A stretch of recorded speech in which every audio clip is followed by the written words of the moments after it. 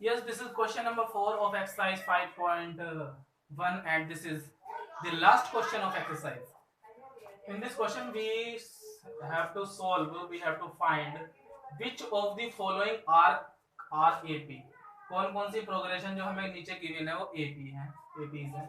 If they form an AP, अगर वो AP की फॉर्म में है, find the common difference, उनका common difference D find करें and write 3 more term और 3 more terms लिखें.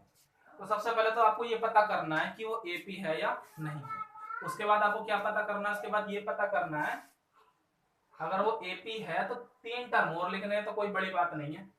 तो सबसे पहले तो चेक करते हैं इन दोनों का डिफरेंस कितना है 2, इन दोनों का डिफरेंस कितना है 4, इन दोनों का डिफरेंस कितना है 8. This is not AP.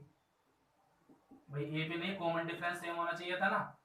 This is not an AP. बात खत्म होगी इसकी. यहाँ पे AP होती तो 3 टर्म हम और लिखते.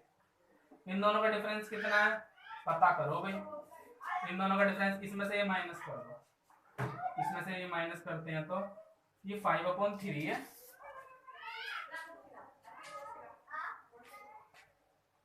5/2 होता ना ये, तो ये पक्का AP होती. 5/2 कर लो, AP बना लो. और मेरे हिसाब से 5/2 ही है. ठीक है ना. शायद या तो मैंने गलत नोट कर लिया है या फोन में गलत नोट था. ठीक है. अगर ये 5/3 है तो आप उस हिसाब से सॉल्व कर लेना. इन दोनों का डिफरेंस कितना है भाई, ये क्या है 2 है. ये 5/2 का मतलब क्या है 2.5, 3.5.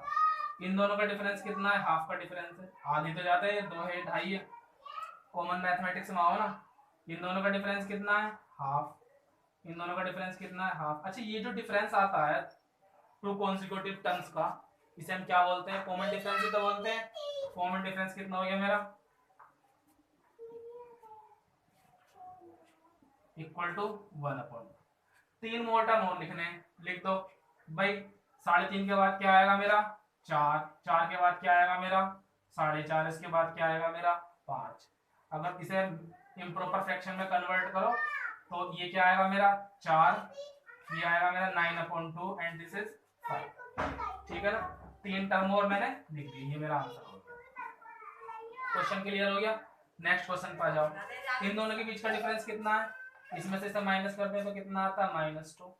इन दोनों के बीच का डिफरेंस -2, इन दोनों के बीच का डिफरेंस -2. तो भैया common difference D equal to मेरा कितना आ गया -2. 3 मोर टर्म और लिखने, ऐड कर दो. -2 इसमें ऐड करोगे तो कितना मिल जाएगा मुझे, -9.2, -11.2, -13.2. आंसर. क्वेश्चन समझ में आ रहा है, थोड़ा शॉर्टकट कर दिया ना, है ना. इन दोनों का डिफरेंस चेक करो 4, 4, 4. कॉमन डिफरेंस D की वैल्यू कितनी आई मेरी 4. 3 टर्म और लिखने हैं. 2 में कॉमन डिफरेंस ही तो ऐड कर देंगे. 2 में 4 ऐड करो 6, 6 में 4 ऐड करो 10, 10 में 4 ऐड करो 40. आंसर. आंसर. कितना इजी क्वेश्चन. इन दोनों का डिफरेंस चेक करो, इसमें से दिस माइनस दिस √2. इन दोनों का डिफरेंस √2, इन दोनों का डिफरेंस √2. D की वैल्यू मेरी कितनी आ गई √2. हाँ, हमें ये भी तो लिखना है दिस इज AP. भाई कॉमन डिफरेंस सेम है ना, तो दिस इज AP. AP तो ये है, ये भी लिख देना आप, दिस इज एन AP. ठीक है भाई. तो कॉमन डिफरेंस सेम है, AP तो है, तो D की वैल्यू कितनी है √2 है. और 3 टर्म और लिखनी है तो 3 √2 के बाद क्या जाएगी 4 √2 के बाद 5 √2 और 5 √2 के बाद कितनी जाएगी मेरी 6 √2. आंसर. इजी क्वेश्चन था. अब इसे चेक करो. इन दोनों का डिफरेंस 0.02, इन दोनों का डिफरेंस 0.002, इन दोनों का difference 0.0002. This is not AP. This is not AP. ये AP है ही नहीं, तो 3 टर्म और कहां से लिखें. ठीक है. नेक्स्ट पार्ट्स करते हैं भैया. इसके पार्ट आप तुम सोल्व कर सकते हो. इसके 15 पार्ट्स हैं और 15 के 15 तुम सोल्व कर सकते हो. तुम इसका 6 पार्ट तो मैंने करवा दिया, 7 पार्ट इसका तुम सोल्व कर सकते हो. AP है. 8 पार्ट कर सकते हो, वो भी AP है. 9th पार्ट में AP नहीं है. 10th पार्ट AP है. 11th पार्ट AP नहीं है. 12th पार्ट करवाता हूं क्योंकि वो रूट में है.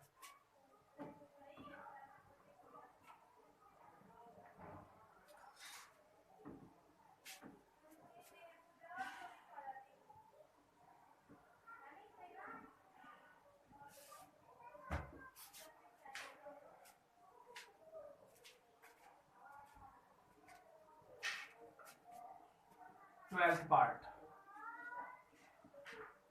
क्या है? √2, √8, √18, √32। तो सबसे पहले तो ये रूट्स गिवन है, इनको स्टैंडर्ड फॉर्म में लिखो, यानी कि जो रूट के अंदर जो वैल्यू हो वो ऐसा हो जिसका हम रूट फाइंड ना कर सकें, और जो फैक्टर करने के बाद जो नंबर अगर बाहर आ रहा हो तो बाहर लेंगे। आप इसे लिख सकते हो √2 को तो √2 ही लिख देंगे। अगर इसके फैक्टर करते हो तो 2 इंटू 2 इंटू 2 तो 2 बाहर आ जाएगा। इसके फैक्टर करते हैं तो 2 इंटू 3 इंटू 3, एंड 32 के फैक्टर करते हैं 2 इंटू 2 इंटू 2 इंटू 2 इंटू। इसमें क्या बाहर आ गया? √2 का पेयर बन गया ना, जिसका पेयर बन गया उसे बाहर ले आओ। 3 का पेयर बन गया उसे बाहर ले आओ, और इसमें 2 के 2 पेयर बन गए, यानी कि 2 इंटू 2 √2। इसे मैं लिख सकता हूँ क्या? 4√2। इन दोनों का डिफरेंस कितना है? दिस माइनस दिस, माइनस करोगे तो कितना जाएगा? √2। इन दोनों का डिफरेंस √2, इन दोनों का डिफरेंस √2, यानी कि डी की वैल्यू कितनी आ गई मेरी? √2। दिस इज एपी, ये देखो ना यहाँ पे। अच्छा, तुम्हें फेयर क्वेश्चन कैसे करना है? फेयर क्वेश्चन करने के लिए क्या करोगे तुम भाई? ऐसा ये क्वेश्चन है, मैंने रफली सोल्व करवा दिए। फेयर कैसे करेंगे? फिर ऐसा करना है, ऐसा निकालो a2 minus a1 equal to 2√2 minus √2 equal to √2। a3 minus a2 equal to 3√2 minus 2√2 equal to √2। एक टर्म और निकाल लो, a4 minus a3 equal to 4√2 minus 3√2 equal to √2। मैं डायरेक्ट निकाल लेता यहाँ पर √2, ठीक है ना? यहाँ लिखो B common difference is same. Yet difference between two consecutive terms is same, so this is an AP। इतनी लंबी स्टेटमेंट है, मैं लिखूं? ये तो स्टूडेंट के लिए ही ठीक है ना, इतनी लंबी स्टूडेंट, टीचर थोड़ी लिखते हैं इतनी लंबी स्टेटमेंट। बताते हैं कि हाँ ये लिखो, लिखना तो मैं। तो दिस इज एन AP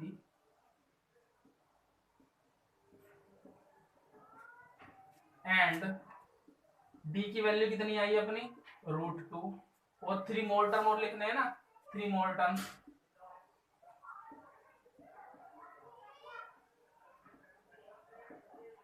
अब 4√2 के बाद क्या आ जाएगा भाई?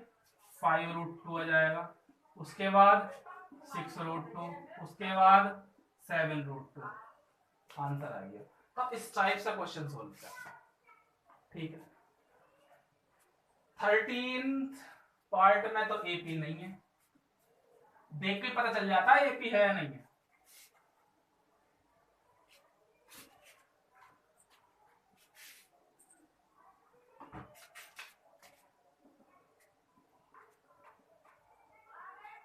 क्या है 13 पार्ट? √3, √6, √8, सॉरी √9, √12। अच्छा, इसके फैक्टर करते हो 3 इंटू 2 आते, पेयर तो किसी का बना नहीं, तो 6 का 6 ही रहेगा। ये क्या हो जाएगा? 3 हो जाएगा। इसमें किसका पेयर बन जाएगा? 2 का पेयर बन जाएगा। 2 तो बाहर आ जाएगा, 2 तो बाहर आ जाएगा, और 3 अंदर आ जाएगा, ठीक। इन दोनों का डिफरेंस निकाल सकते हो? बिल्कुल नहीं निकलने का। इन दोनों का डिफरेंस क्या आएगा? √6 माइनस √3। इन दोनों का डिफरेंस भी निकाल सकते हो, 3 माइनस √6 आएगा। इन दोनों का डिफरेंस कितना आएगा? √3 आएगा। यहाँ लिख सकते हो तो a2 माइनस a1 की वैल्यू मेरी कितनी आई थी? यही तो आई थी, √6 माइनस √3। और a3 माइनस a2 की वैल्यू मेरी कितनी आई? 3 माइनस √6। लिख सकते हो तुम a2 minus a1 is not equal to a3 minus a2, so not AP नहीं है, ठीक है भाई? ऐसा फेयर क्वेश्चन सोल्व कर सकते हो। 14th पार्ट भी एपी नहीं है और 15th पार्ट भी एपी नहीं है, और एक्सरसाइज यहाँ पर हो जाती है खत्म। और 5.2 का इंट्रोडक्शन कल ही देते हैं, ठीक है?